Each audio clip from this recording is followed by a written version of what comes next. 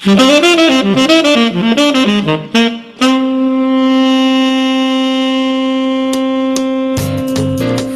WAMU 88.5 at American University in Washington, welcome to the Politics Hour starring Tom Sherwood. I'm Kojo Nandi.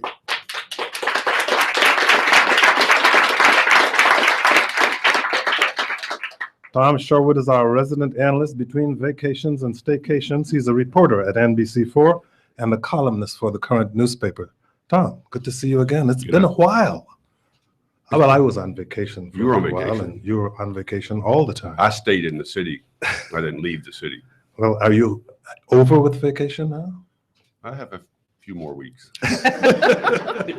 It never seems to I don't mark end. Seagraves in the audience to get from Channel 4 to get jealous. I don't want to say how many weeks I have, but I'm old and I deserve them. Let's not hear anything from Seagraves in the Peanut Gallery today. Our guest today is Muriel Bowser. She is the mayor of the District of Columbia. Mayor Bowser, thank you so much for joining us. Well, thank you for having me, Kojo. It's always good to be with you. And Tom. Well, you should know that there's going to be what seems to be a stealth opening of the Silver Spring Transit Center this weekend. At 4 a.m., buses will quietly begin to roll into the center. The facility's 3 levels will link Metro Bus, Montgomery Ride-On, and taxis and biking commuters to the adjacent Metro rail station. It has been a while in coming. I know Mayor Bowser will be interested in this because she sometimes goes to Silver Spring. You know, I've seen her there, even though she doesn't want anyone to know this. But Tom Sherwood, you've been talking about the transit center for a while now. Well, it's a horrendous goof by the Maryland and Montgomery County. It's a disaster. I'm just glad it didn't happen in the district. Well, we're all glad about that. But we're also glad that it's opening. It's very important and key to the whole transportation network. It's going to help people get on the MARC train, Metro, bus, ride-on. And we know that we need to get more and more people out of their cars and onto public transportation. You weren't invited to a ribbon cutting for the opening of this thing. I wasn't. You've had your share since you've been mayor. Yes, thank you. Yes. Yes. 4 o'clock Sunday morning, Tom Sherwood will be hanging around the Silver Spring. I'll give it all the attention it deserves at 4 o'clock in the morning. Onto the District of Columbia. There is a report issued last week or this week by the Progressive Policy Institute suggesting that DC public schools should become charter schools to improve their lowest performing schools. It's an idea that Schools Chancellor Kai Henderson has said that she would approve of in the past, but Mayor Gray, the former mayor of the district, attempting to pursue that plan. It was not popular politically. Has anything changed since then, you think, Tom? Well, I think the success of charter schools is a dramatic success for the District of Columbia. It's done one of the things it's supposed to do, which is force the city to pay attention to its public schools. So it's a huge debate about how many of the schools should be charter, where they all should be charter. I think it was discussed last year in the mayor's race.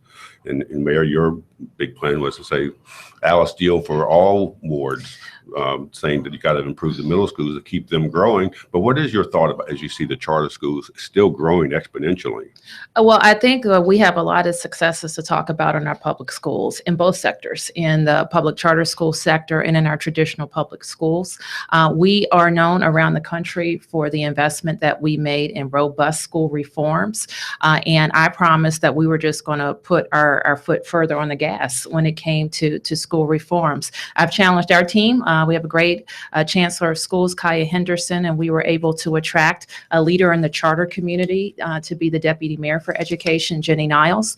And we're going to keep pushing hard on school reforms. We're going to ask the council, for example, this fall, to really look at the amount of time that children are spending in seats learning, and talk about how we can extend learning time for kids. In case you're just joining us, our guest is Mayor Muriel Bowser of the District of Columbia. You can join the conversation by calling 800-433-8850, sending email to kojo@wamu.org. You can go to our website, kojoshow.org, watch the live video stream of this broadcast there, or shoot us a tweet at Kojo Show. First, the first official question, Tom.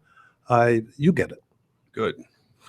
The Pope's coming. You bet he is. Last year, when I interviewed at the Hill Center during the January of a year ago, I talked about your growing up here. You talked about riding the Metro to Bladensburg, I think is it Mother Seton School? Well, I rode the metro actually to Holy Names in Holy Silver Names. Spring, which no longer exists. And then the last 2 years that I was in high school, I went to Elizabeth Seton in Bladensburg. What is before we talk about the logistics of the Pope's visit, what is your personal feeling about the Pope coming to Washington?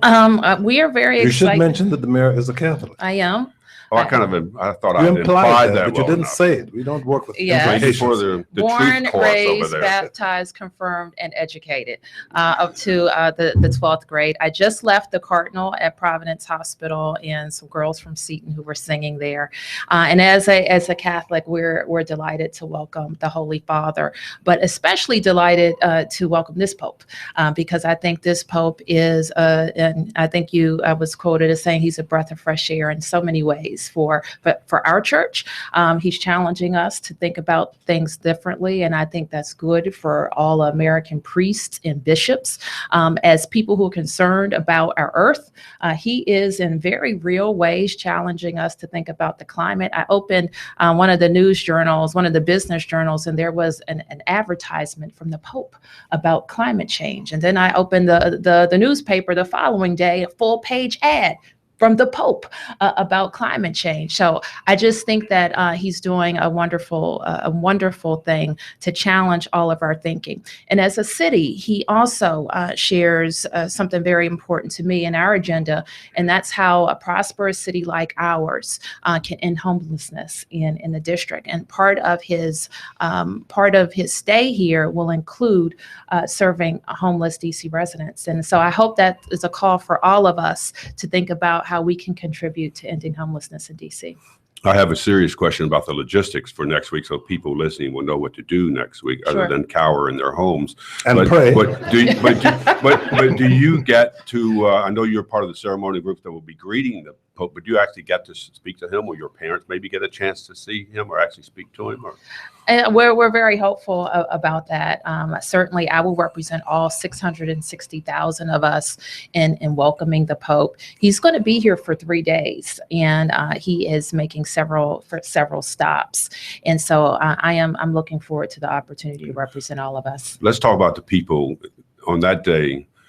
This city will be well over 1 million people will be in town. Some people will work from home and all of that, but the logistics of providing this going all around town, it's got to be substantial. How much of the police department is going to be involved with this as opposed to the neighborhood crime fighting?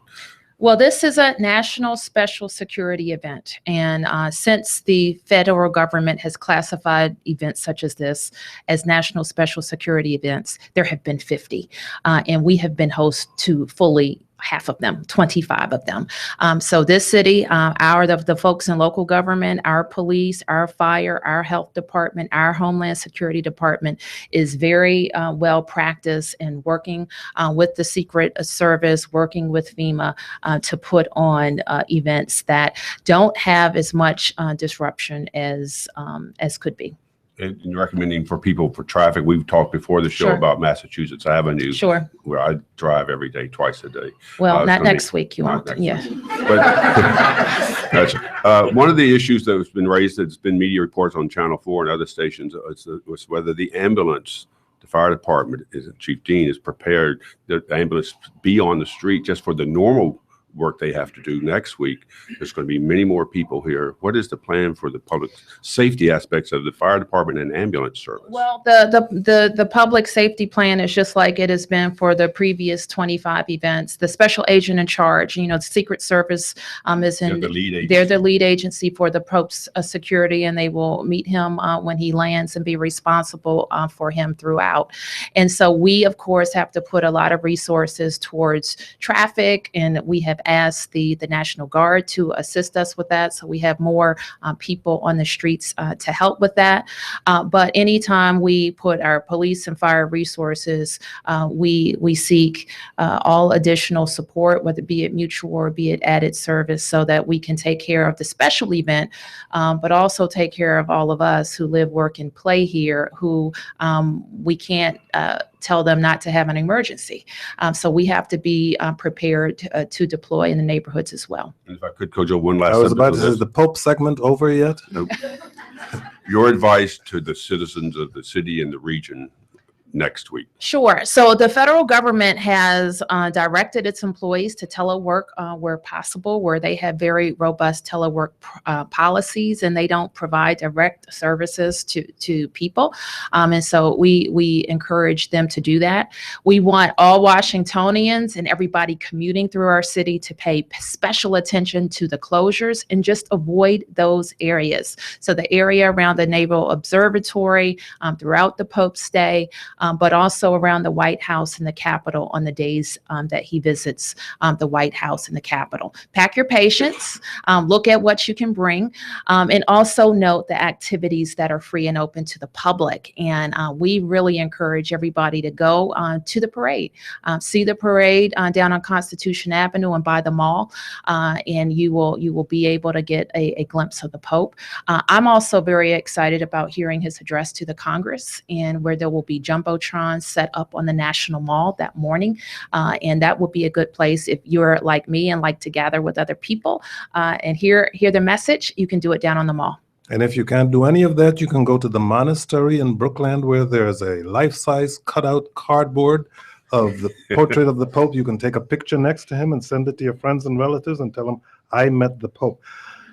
Yesterday, Mayor Bowser, you announced a deal with Wizards owner Ted Leonsis for a 5,000-seat arena to be built on the St. Elizabeth's East Campus. As you said, it's a BFD, which we cannot interpret on public radio. This is a family show. Use your imagination. And as it is, the district will foot 90% of the cost of this project.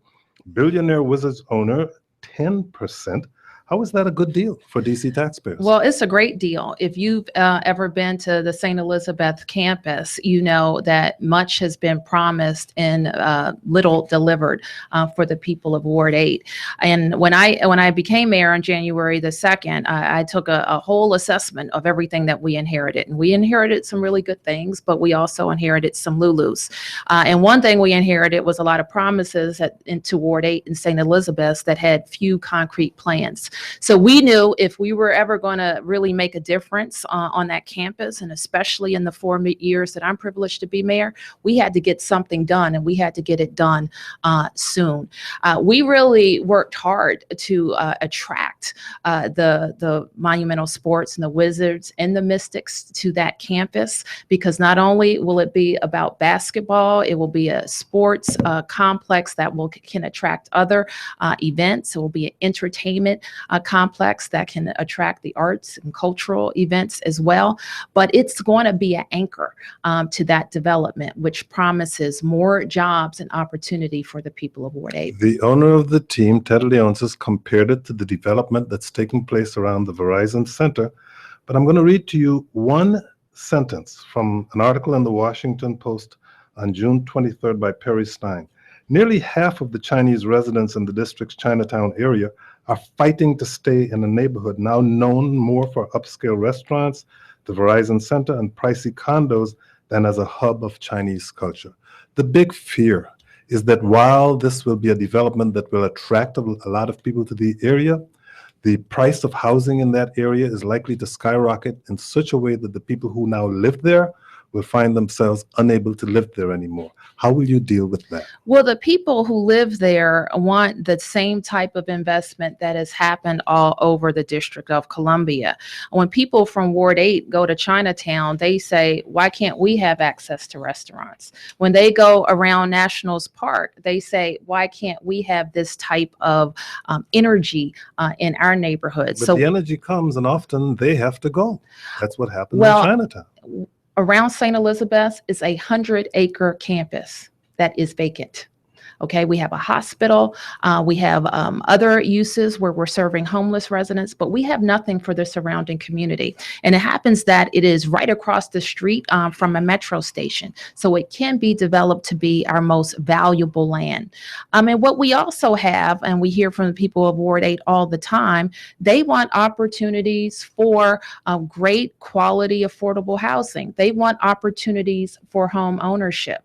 And so it is a good thing to have public and private investment. And it's also a good thing to be able to get people in jobs that don't exist, that pay a good wage, that allow them to afford that type of quality of life. And my final question on this, I must confess that as a Wizards season ticket holder, I give Mr. Leonsis half my paycheck. Mr.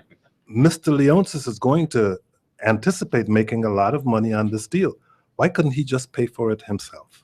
Well, I'm sure he could have, or he could have just gone to Maryland, who would have paid for it, or he could have gone to Virginia, who would have paid for it. That's what's And happening we to us, could isn't it? have All of missed these out other on- jurisdictions are promising these things and forcing us into a position where we have to offer at least as much. They're forcing us to win. I like to be in that position, because it used to be in the District of Columbia, when we were sitting at that table, we lost every time. We lost those businesses and those jobs. We lost that hopefulness, and we lost the pride in the District of Columbia. Now, I promised everybody we would have a fresh start in that regard, and we would fight every time. And we are going to be at the table at big deals, not only with Ted Leonsis, but with the advisory board, where we are putting a package in front of the council to create 1,000 good paying jobs in the district. You know what I have my deputy mayor do? We look at companies all over this region, all up and down the East Coast, and we cold call them. And we tell them the District of Columbia is a good place to do business. So if I'm being forced to do anything, it's to win. I think you have answered Hassan's question in Washington, D.C., but allow me to ask Hassan himself. Hassan, was your question just answered? No. I don't hear Hassan, but Hassan's question has to do with how many jobs will this deal bring toward it? You said 1,000. No, the 1,000 I was talking about the advisory board. I think where we are forecasting is 700 jobs during the construction process, and about 300 to 400 permanent jobs. Now, that doesn't include what's going to happen when we're able to kick off the development of the remaining 100 acres, which frankly would be stalled for years to come, but for this game-changing anchor.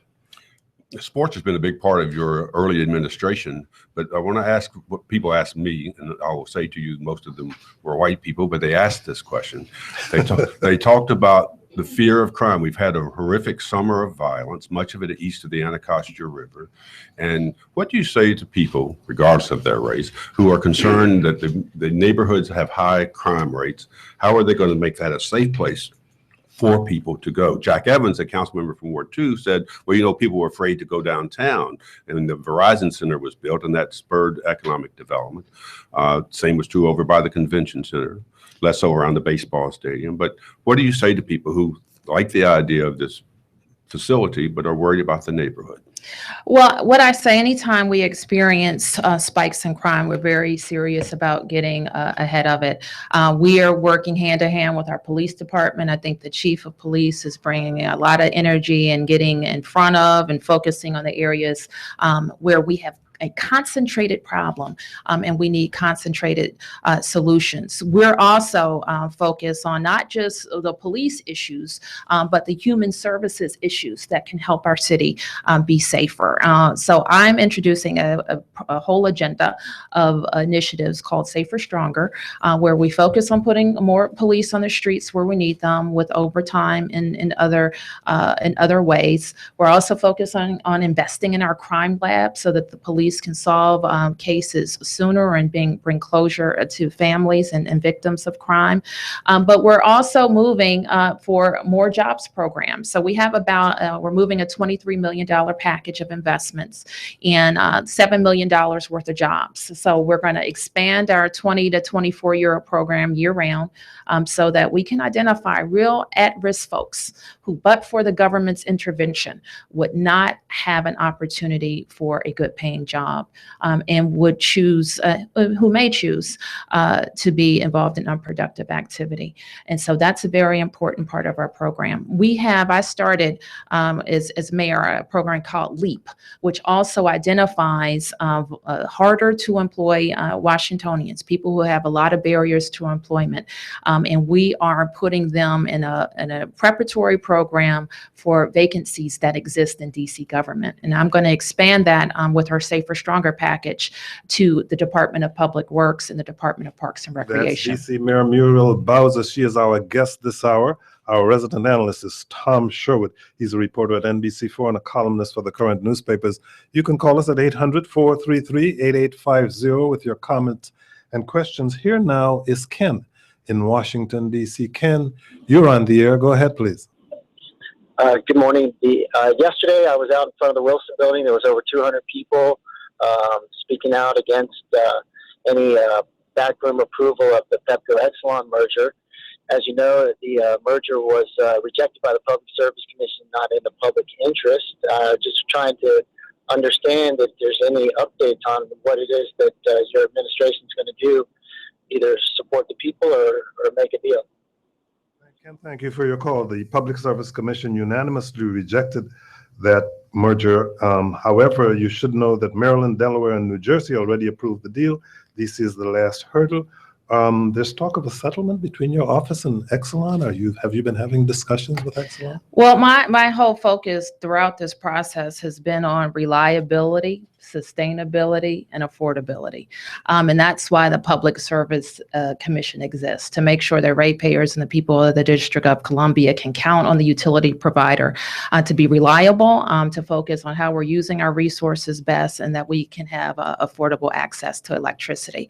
So we're a party. The administration is a party to the proceedings at the Public Service Commission, and that's what we advanced. And I don't think that the company addressed those issues. I think that's what the Public Service Commission also laid out, that they didn't address those issues. Now, we are going to continue to make sure we put the district in the best position for the utility provider to address those issues. Sherwood's going to pin you down on this. You know that. Sherwood's going to pin you down Please on do. this.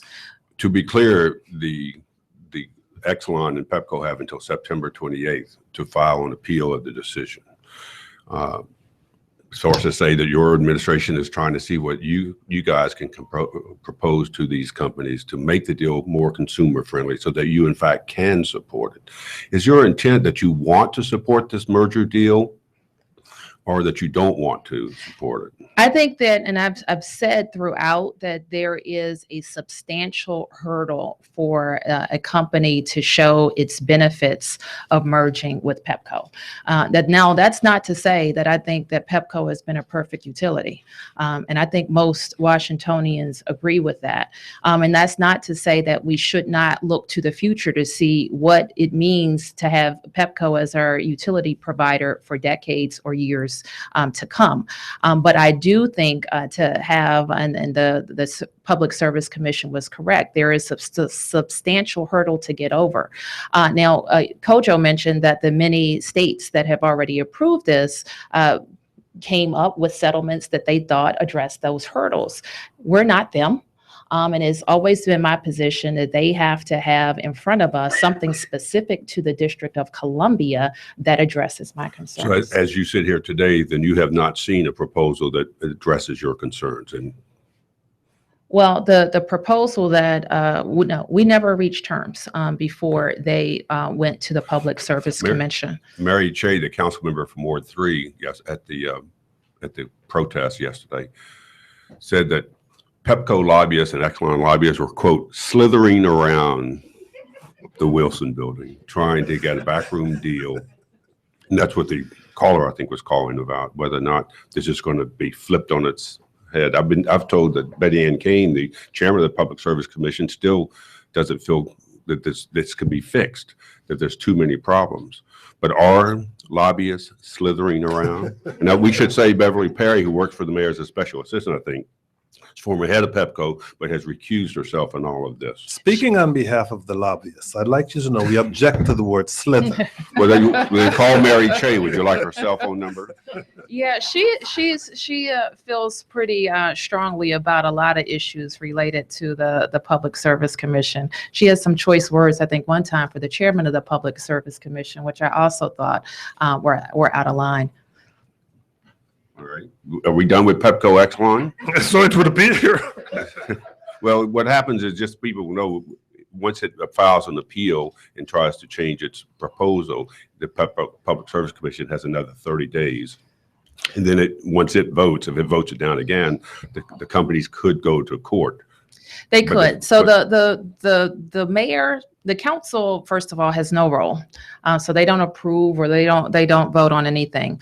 The administration's role is we're party. So our Department of the Environment moved a brief to the Public Service Commission for consideration.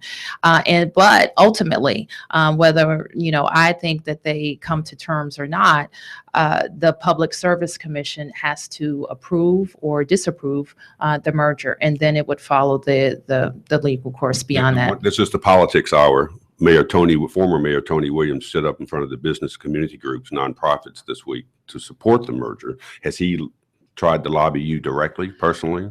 I don't think I've talked to Tony about this directly, but I always have an open line to a former mayor of the District of Columbia who endorsed me, who is brilliant, and who also has been in the seat that I'm in, having to speak for the people of the District of Columbia. Do you have an open line to the former mayor, Vince Gray?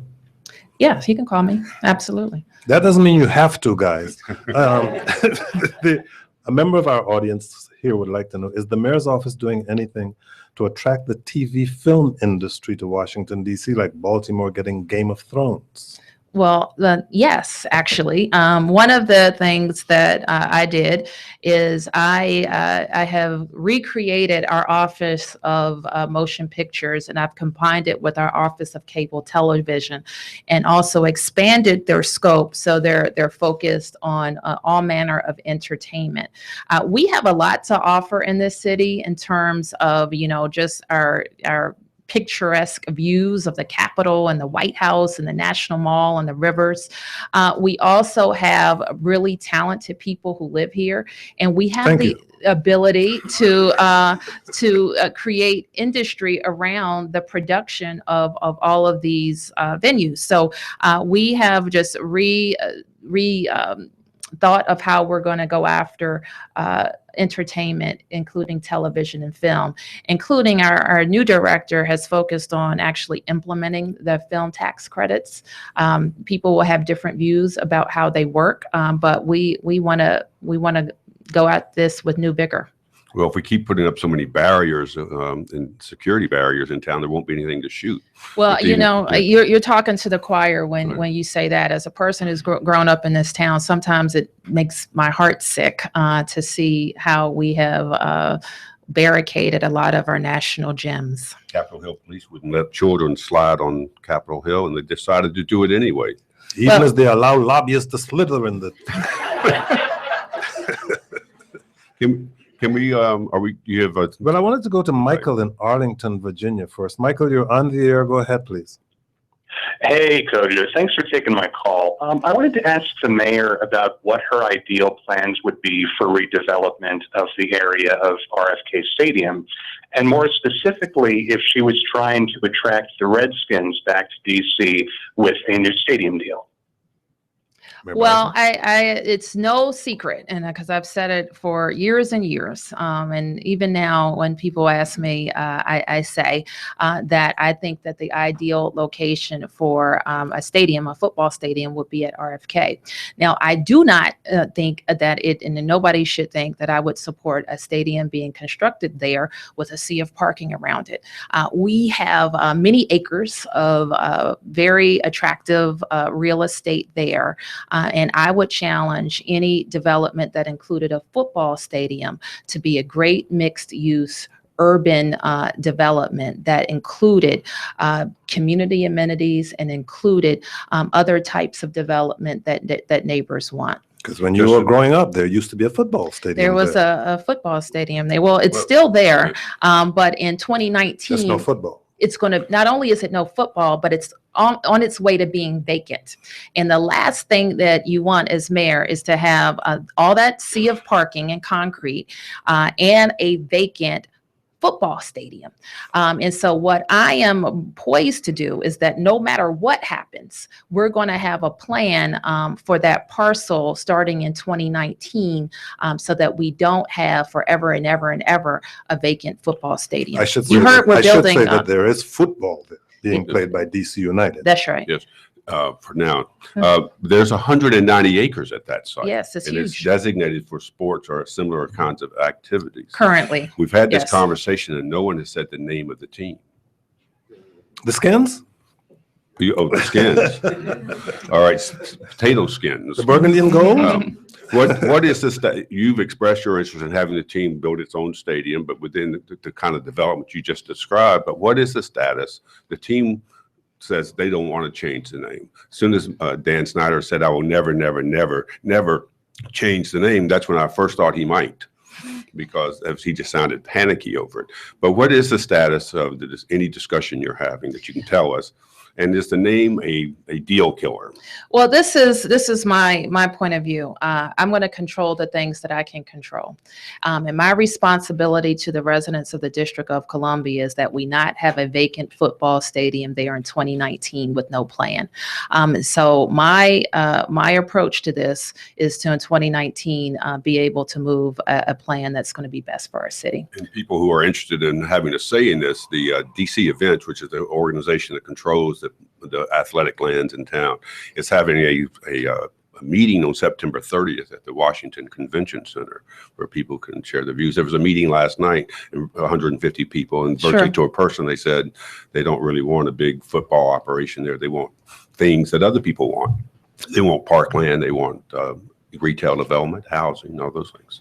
You can do it all in 190 acres? Well, we actually have more than 190 acres because adjacent to RFK is another parcel of land that we own. The DC General Jail area. And we are trying to develop that as well. And we have already made an initial partnership with a developer to get that going. So I think with RFK and the adjacent parcels that we own, we can have sports, we can have entertainment, we can have housing, we can have grocery, we can have retail. And what I hear from a lot of residents who live around that area, who may not have lived around there when the football team was playing, is that they want play space, and we can have that too.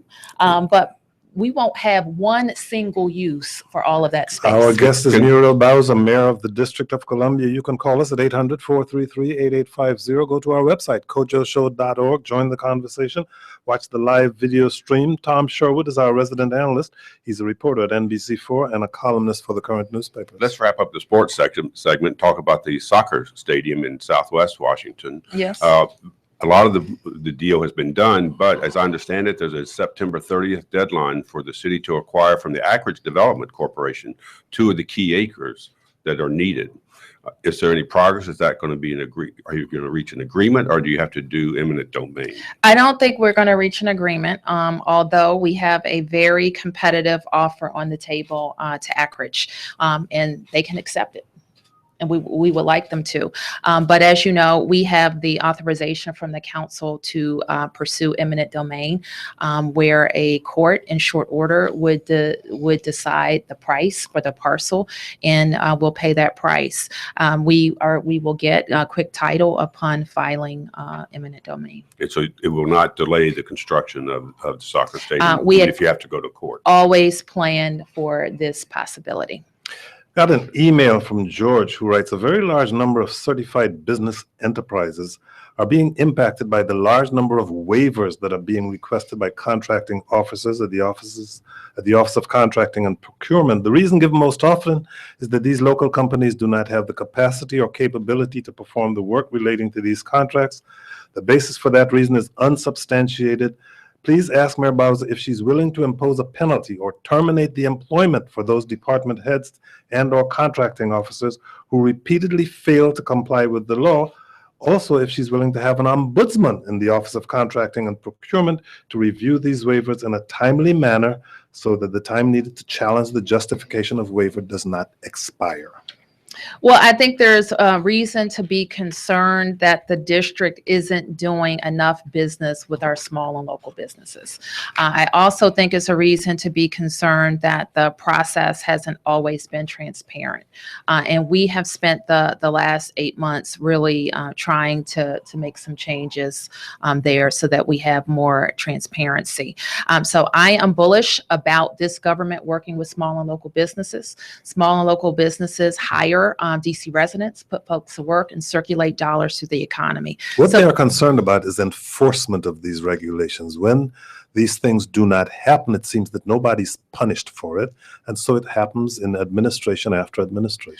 Well, the writers should be encouraged that I'm big on accountability, and I'm big on accountability in the procurement process. I, for example, created a board called the Procurement Accountability Board, Review Board, which is executive, which I chair with the chief procurement officer, and where any procurement abnormalities present themselves, I call the directors in to explain, and there are repercussions. So an employee who doesn't follow the rules willfully will not work for us anymore. These are very important issues. We will also, for the first time, I believe, be able to know exactly how much each department should spend. Our goal is 50%. And we would know the part of their budgets that is expendable for small and local businesses, and we will be able to hold them accountable to reaching those goals. And you know about the failure to plan. And this is what I have found is the biggest problem in procurement. Our departments fail to plan for the whole year what they have to buy. They fail to plan for that. No wonder they can't hit their goals. So our year starts on October the 1st, and we have put a real focus on seeing what the buy is for the whole year from each of the departments, so that we know and we can follow their spending with CBEs. Hear that, George? Well, Go let's ahead. follow that subject up with, I've talked on this program a lot about the Department of Employment Services. It spends millions upon millions upon millions of dollars every year for contractors to provide job training. And there never seems to be any accountability of that people, in fact, get jobs or train for the jobs. Did they get jobs, or do they get jobs that last longer than 6 months? Does not the Department of Employment Services need a Michelle Reed type revolution to make it be more responsible? Well, and this has been a bugaboo for me as well. I've told everybody we spend $100 million in workforce training that we're not convinced is leading to good paying jobs. And so it's taking longer than I thought, quite frankly, to get underneath what the root cause problems are. But we're working on them. And part of that is I think that we need to scrub the vendors who are working with us so that they know that they're not just accountable for effort. Right. They're accountable for putting people in jobs. And I have to always connect. I tell people all the time that part of what we do when I talk about the Wizards or advisory board, or what we'll be able to do at Walter Reed or Macmillan in putting together economic development, that's how we create jobs in the city. And that's how we have the economic engine. So when employment services find somebody who needs a pathway to Really good nice. quality of life in the district, that there are jobs for them that exist. Right. And so part of our issue Most is, jobs, I might tell you, are all the security guards at the front door when you try to get in that building. It's like you're going over the Berlin Wall. well, not exactly. Not quite. What we have in this city created jobs. And oftentimes they are jobs for high skilled workers.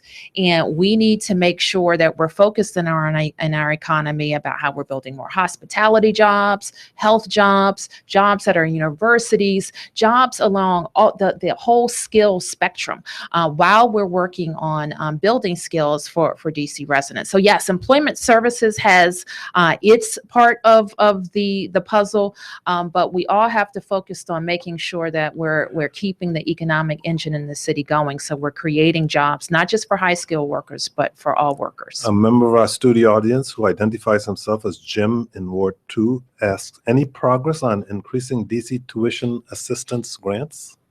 Yeah, I went to a parade recently, and the first time I ever heard about increasing DC tuition grants was at that parade.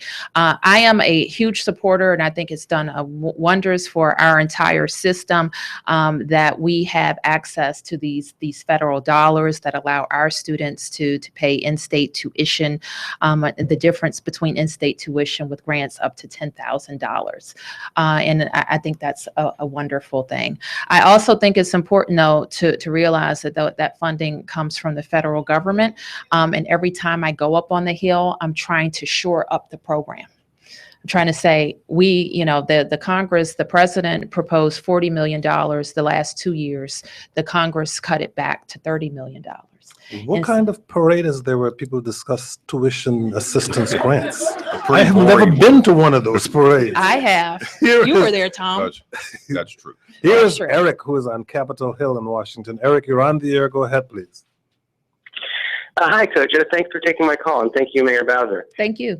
So my question is, I was walking distance from the H Street corridor, and for a little over a year, I believe now, I've been watching this H Street streetcar in testing mode. And after a few months, I thought, oh, good, they're being very diligent in their testing, but I'm not sure if diligence expires, but they've been testing for a long time, and I'm wondering what the future of that is, and if there's a point coming up maybe where they'll just pull the plug on it and stop spending money doing testing if it's not working out.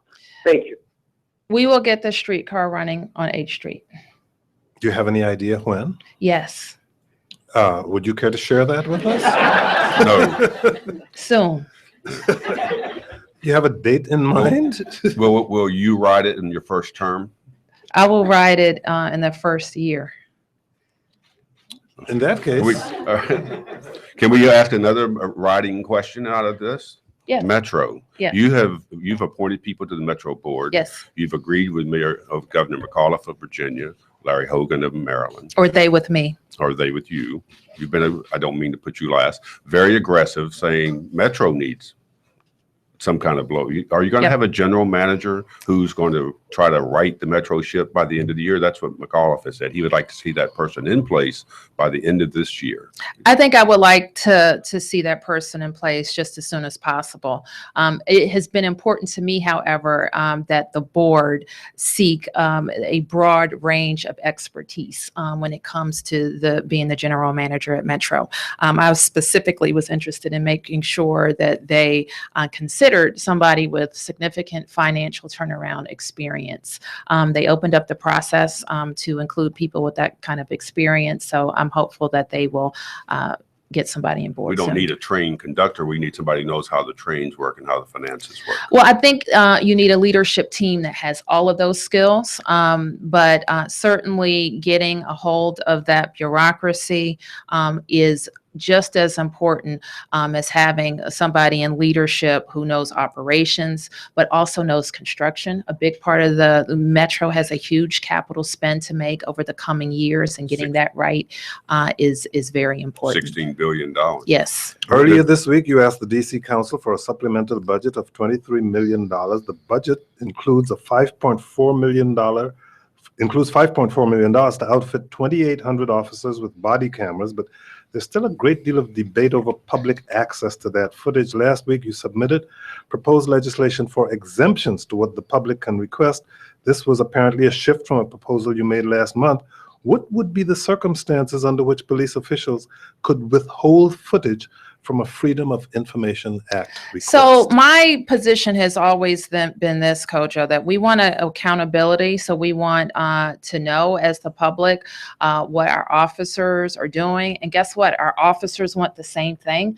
They want to be able to have these body cameras so that they can demonstrate that they are policing in ways that are in accordance to the law and our values too. So everybody pretty much agrees that we want body cameras.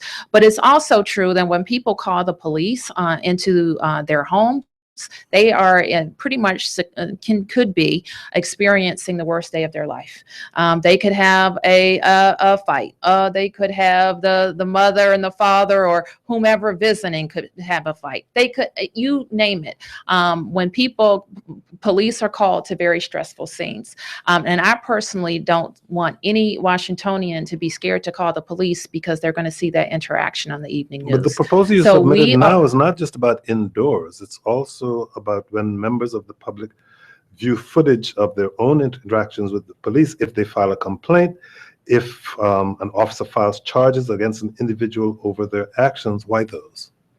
I'm not sure what you're referring to. What we have said is that in a private setting where there is an expectation of privacy, those interactions with the police would be exempt from FOIA. However, all involved parties can get access to that footage. Similarly, we have said out in the public that there is no expectation of privacy, and there's some instances, for example, where we would exempt. I'm not going to remember all of them off the top. Out in public. But if you are an involved party, if you are interacting with the police, if you saw somebody interacting with the police, if you're involved in the situation, you would have access to that footage. Others would be able to access the footage provided that they provide a date, time, and incident. What we don't want is for there to be kind of fishing expeditions that would be a tremendous burden to the government. So much so that it would make it. What kind of fishing expeditions are you referring to? I get FOIA'd for the air I breathe.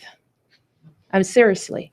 I mean, there could be any kind of FOIAs. And we want people to have access to information that is useful. We're not just, So Well, let if me you allow Mr. demonstrate, Foyer to interrupt. no, Tom but Short. allow me to finish. And so we want to make sure that we are providing access to materials when people provide us with that information. So it's not overly burdensome to the point where we wouldn't be able to afford to do it. but if we don't have reasonably easy access to the cameras, then what good is to having the footage? Then it just becomes evidence in a court case. But Mark Seagraves and I from Channel 4, we asked for the tryout footage that the officers did to go forward, and we couldn't even get that footage. It just seems that we're going to have.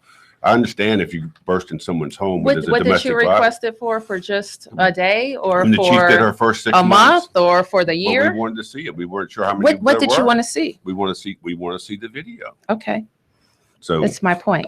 So we have to be able to know, and we can't, and we would have to redact all that footage. why not just post footage unless you have a reason not to? I think that we could do, and Might be that's simpler why and we cheaper. have expanded the notion of public and private. We would, anything that happens in public, we would release with very little redaction. So anybody caught on the camera would be exposed to the FOIA. That's should not where I mention- started should out, I interrupt have and to tell mention you. that there is breaking news. An appeals court has struck down as unconstitutional some parts of DC's gun laws. That's what's being reported by ABC News. The ruling by the U.S. Circuit Court of Appeals says the city cannot require gun owners to re-register guns only 3 years after, I guess, registering them, among other things. I know obviously this ruling is a surprise to you, but this is radio. We want an instant response. Well, we're not surprised. Our gun laws have been under attack for many years. We obviously disagree. We think that the Council of the District of Columbia is in the best decision to pass laws with reasonable restrictions about gun regulation in the District of Columbia, and that's where we believed that we landed. So that's just talking about legal gun ownership. We've had a focus on illegal gun possession in the District of Columbia, which we have, and we will continue to look for ways to get illegal guns off the street. I think the city law is very similar. Is it to the Maryland and New York laws? It's very similar, but I don't get off from that. We have another issue coming up: government shutdown. 2 years ago, Mayor Gray at the time dramatically said, "We're not shutting down. We're going to spend our local funds, not federal dollars, and we're going to stay open. Every employee is essential." I believe Congresswoman Norton has it now in the federal law that the city can remain open if it uses its own reserve money. Are you up to speed on this? Yes. Because of September 30th, we may have another government shutdown over the Planned Parenthood issue. Right. We will not shut down. Unfortunately, it's an issue that is an annual issue that we revisit, and is part of my discussions with the members of Congress. None of them want to see the district shut down either, and I'm hopeful that they don't want our federal government to shut down. And so we call upon all the members to be reasonable and to focus on the job of this nation and keep the government open. It's an economic economic blow to the city for the hundreds of thousands of people who don't come to work and don't spend money, don't eat in the restaurants, don't come for conferences. Right. And that's certainly my concern, is a parochial view. But I just think as an American who doesn't get a vote up there, especially annoyed by the fact that the people who do have the privilege of representing their constituencies would not seek to come to decisions. Speaking of national politics, where are you on the presidential campaign? And who you're supporting for president? And have you watched the GOP debate? I was. You might as well ask, are you running? No, this is a politics hour. Oh, it seems longer sometimes with Kojo. But go ahead. Yeah, so we want to make sure we have a Democrat in the White House, and that will be my focus over the next You're not year. on Hillary. But I love Hillary Clinton. I think she's incredibly well prepared. Joe Biden. I love Joe Biden. Bernie Sanders. He's been I don't know Martin him. O'Malley. I love Martin O'Malley. I think he's a great Democrat. But what's important is that the Democrat who would want to be the president for Washington, D.C. should understand what we need here. So how can you embrace us having statehood and a vote? But there are other ways, as I have said for the past 8 months, that the president can be helpful, and that's looking at the big federal budget. We are going to ask President Obama, for example, to invest in helping us in homelessness. The president can help us with federal lands. The president can help us when we're talking about affordable housing and investing in the 8,000 public housing units that we have in the District of Columbia. I have a long list for the president We're of the just United about States. almost out of time, but I must say, but both you and Tom are dressed pretty spiffily today. I knew that's because I would be here, but did we make you sweat at all? I love coming here. There, you have tough questions, and I like to answer them. We haven't Certainly, made you sweat. We haven't done our You're gonna job. I'll come back. Are you going to go to Trump's hotel opening when he opens it? That hotel is important for Washington, D.C. It's on our main street, and we want the Trump corporation. As Ivanka Trump, who I deal with for any issues that we have with the hotel, we want them to work with our businesses, and we want them to be Mayor a Bowser, good company. I'm afraid And we're Mr. out Trump of should stop time. making Mayor Bowser, outrageous statements. thank you so much for joining us, Muriel Bowser. Thank you. Thank you, Kojo. Tom Sherwood is our resident analyst. He's a reporter at NBC4. And thank you all for listening and for being here. I'm Kojo Nandi. Coming up Monday on the Kojo Nandi Show, Metro Meltdown, Fed Up Right.